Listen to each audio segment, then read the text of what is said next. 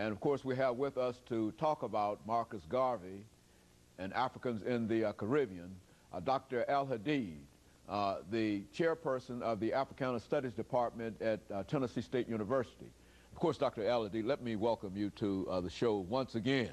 Thank you, Dr. Haynes. And to talk about another issue that we've discussed on many occasions, and this is the personality of an individual named Marcus Garvey. Yes. I think Marcus Garvey and Malcolm X and Martin Luther King, these are very, very significant individuals. And what we'd like to do today is to have you to talk about Marcus Garvey and to talk about Garvey as you found him in the Caribbean.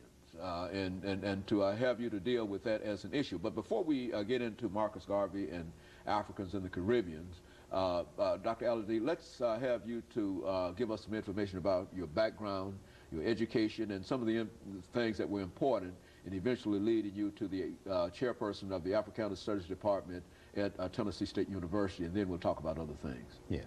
Well, I was born in Montgomery, Alabama, at a time in American history when apartheid was very much in effect in that part of the world, and that sort of initiated my consciousness as it relates to identifying with our history and our culture.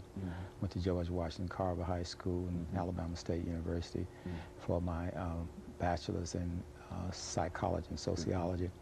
I left the Deep South and went out on the West Coast where the movement was in full effect. This was around 1967, and got involved with the Black Studies movement, the Black Power movement, and was part of creating a Black Studies program in the Black Culture Center at the University of California in Santa Barbara. I stayed out there long enough to take 2 master's degrees and a doctorate degree in sociology, emphasizing political sociology and social psychology. And I came to Tennessee State in the early 70s and was in the sociology department for a number of years. And in 1994, we created the Africana Studies Department. I'm the founder of that department. And we've been in effect with the Africana Studies Department for almost 11 years. In fact, we're going to our 11th year now. And we've had our annual conferences, our great debate series, and managed to publish a book with Dr. Baldwin's called Between Cross and Crescent. So we're moving right along, research, publications, and those things. Well, Dr. AAl-Hadid, you know, when we talk about Marcus Garvey, I think we're reminded that Marcus Garvey played a very, very significant role in trying to bring Africans together in the Caribbean. Let's talk about Africans in the Caribbean and Africans in the New World in a real sense. Where did all of these Africans come from, and how did they happen to be situated in that particular part of the world? And let's talk about it from that perspective. Okay. Well, you know, the European powers had colonies in this part of the world throughout the Caribbean, North America, South America, and these colonies were used to produce agricultural products such as sugarcane, rum, cotton, coffee, tea, and those things. So they imported African prisoners of war, and once they got them over here, they made them into slaves and put them in a situation not of indentured servitude, but chattel slavery. And so our first experiences as Africans was primarily in the Caribbean, because that's where the seasoning process took place. That's when the slaves were stripped of their names, their nationality, their religions, their culture, and their languages.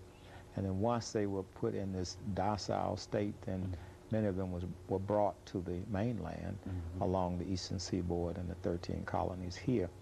But we also have to remember, while this process was going on, there were some slaves that escaped from the plantation. In fact, they ran away into the mountains.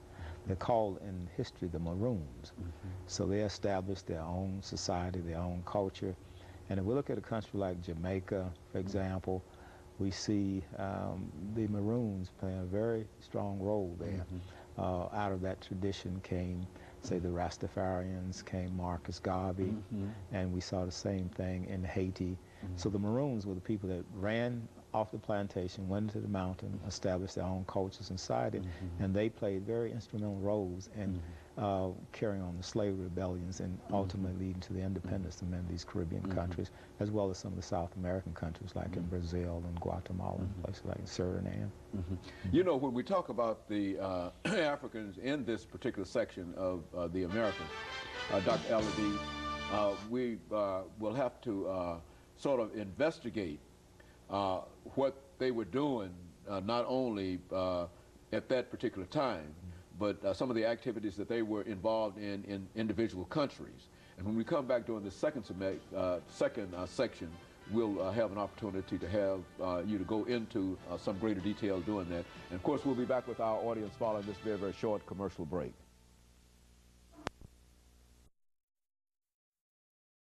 The topic is